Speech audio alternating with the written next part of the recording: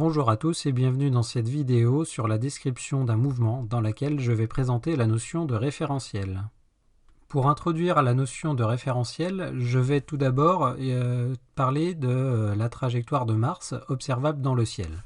Si on observe donc le soir la position de Mars dans le ciel et que l'on pointe cette position régulièrement, on obtient donc les positions suivantes. On voit que Mars se déplace tout d'abord en ligne droite dans le ciel, puis tout d'un coup que Mars fait un demi-tour et ensuite reprend sa position dans le même sens. Donc on observe donc une forme ici de zigzag.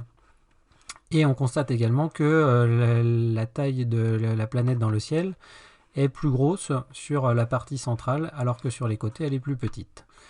La description donc, de ce mouvement qui est assez compliqué, donc on parle ici de rétrogradation, car on a un mouvement de retour en arrière, puis ensuite de reprise dans le même sens, donc a posé problème, et il a fallu donc attendre les travaux de Nicolas Copernic au XVIe siècle pour expliquer donc ce mouvement. En fait, Nicolas Copernic a considéré non pas le mouvement à partir de la Terre, mais le mouvement à partir du Soleil. Il a supposé que le mouvement donc, de Mars était un mouvement circulaire autour de la Terre, autour du Soleil, et que c'était la même chose pour le mouvement de la Terre. Donc si on considère la trajectoire donc, de la Terre et la trajectoire de Mars ici, que on représente donc l'observation dans le ciel en considérant donc un plan. Nous observons donc depuis la Terre la position de Mars sur cette voûte qui se trouve ici. Si on reproduit donc les différentes positions de Mars à l'aide du mouvement donc, de la Terre et de Mars, on voit que la Terre va avancer autour du Soleil, Mars également. Et si on projette, donc on a une nouvelle position. Si on reproduit ce mouvement, on voit que donc, Mars avance progressivement dans le ciel, puis tout d'un coup, en fait, Mars recule, car la Terre va avancer plus vite ici que Mars, et donc on a un mouvement inverse, puis ensuite cela reprend le même mouvement. On retrouve donc ici la rétrogradation de Mars à partir d'un mouvement circulaire autour du Soleil pour la Terre et un mouvement circulaire pour Mars autour du Soleil. Cette explication ici illustre bien la notion de référentiel. Donc dans le référentiel géocentrique donc lié à la Terre, on voit une trajectoire compliquée qui fait un zigzag, alors que quand on considère cette fois le référentiel héliocentrique, c'est-à-dire par rapport au Soleil, on a une trajectoire circulaire qui est simple. Donc suivant le référentiel d'étude, le mouvement d'un objet ne sera pas le même. Un référentiel est défini comme étant donc un ensemble de points fixes entre eux par rapport auxquels on repère une position ou un mouvement. Un référentiel sera toujours constitué d'un repère qui va permettre de faire des mesures spatiales, donc des mesures de position, et d'une horloge qui va lui permettre de faire des mesures temporelles. Il existe trois grands types de référentiels classiques qui sont tout d'abord donc le référentiel terrestre. Le référentiel terrestre qui est défini lui comme étant un point à la surface de la Terre et qui va permettre d'étudier donc le mouvement des objets à sa surface. On peut considérer par exemple le mouvement d'un hélicoptère qui se déplace à la surface de la Terre. Deuxième référentiel classique qui est le référentiel géocentrique qui lui est défini donc comme étant constitué du centre de la Terre et de trois axes qui pointent vers des étoiles que l'on considère comme fixes.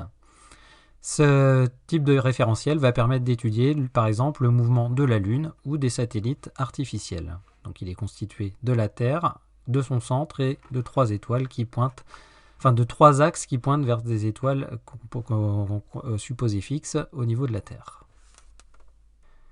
Troisième référentiel classique qui est cette fois le référentiel héliocentrique. Cette fois, donc, le référentiel est défini comme étant constitué du centre du Soleil et toujours des mêmes étoiles donc, qui permettent de définir des axes pointant vers ces étoiles et qui vont être considérés comme fixes. Ce type de référentiel permettra d'étudier le mouvement des planètes et des comètes. Donc il est constitué du Soleil, son centre et de trois axes qui pointent vers des étoiles supposées fixes. Pour illustrer l'effet d'un référentiel sur un mouvement, je vais donc considérer le mouvement d'une balle lâchée depuis une trottinette. Et je vais donc étudier ce mouvement dans deux référentiels. Tout d'abord, donc dans le référentiel terrestre, en mettant donc un repère fixe O1 avec des vecteurs unitaires I1 et J1 sur le sol.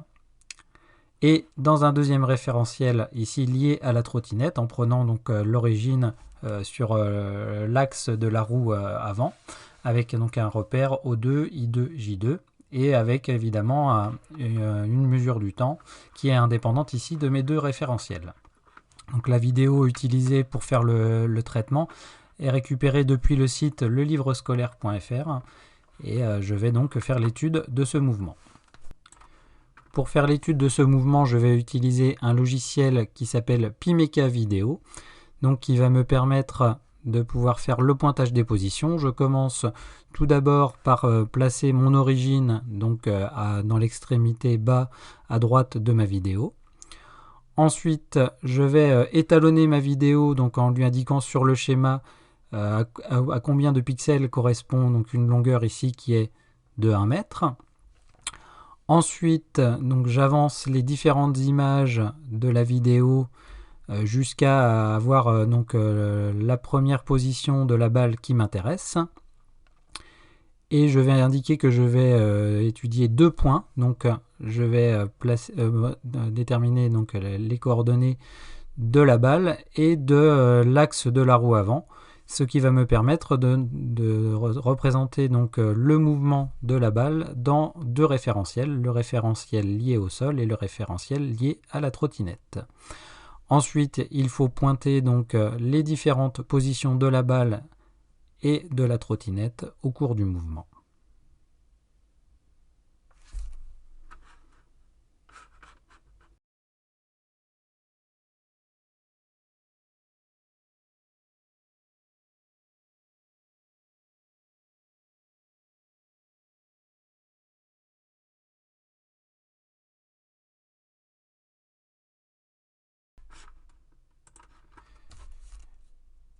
Une fois les différentes positions obtenues, donc je vais dans l'onglet coordonnées et je copie donc les différentes mesures dans le presse-papier.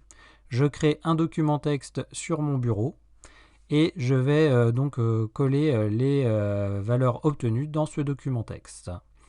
Je supprime la première ligne qui n'est pas une valeur numérique et je vais maintenant pouvoir utiliser donc ces mesures pour afficher donc les positions donc de ma balle dans les deux référentiels à l'aide d'un script Python. Je dispose donc de mon fichier position.txt qui contient les différentes coordonnées de la balle et de la trottinette et je vais utiliser donc mon script Python trajectoire.py pour afficher ces coordonnées.